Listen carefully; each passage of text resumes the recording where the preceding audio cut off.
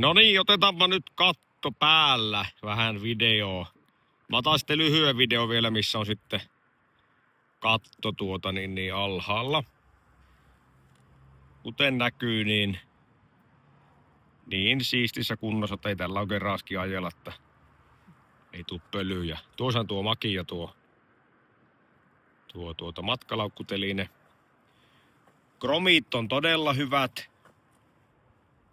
Vetokoukku tosiaan, tähän saa sitten sen kompikämpin perään, jos haluaa.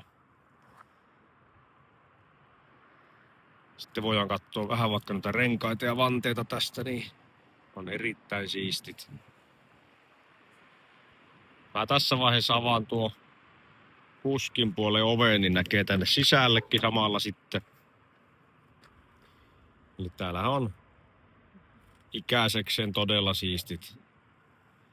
Kaikki penkit ja kojelauvat ja kaikki muut vastaavat. Ja sisäkattohan on virheitä, kun me ollaan se uusittu.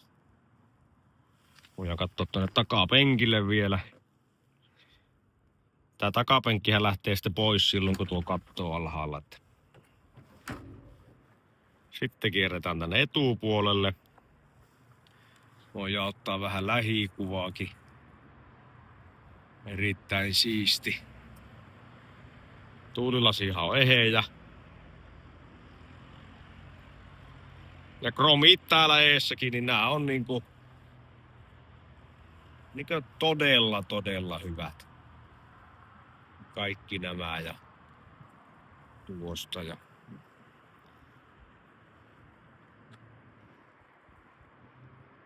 kyllä tämä alkuperäinen kaprioletti niin on kyllä tyylikäs peli.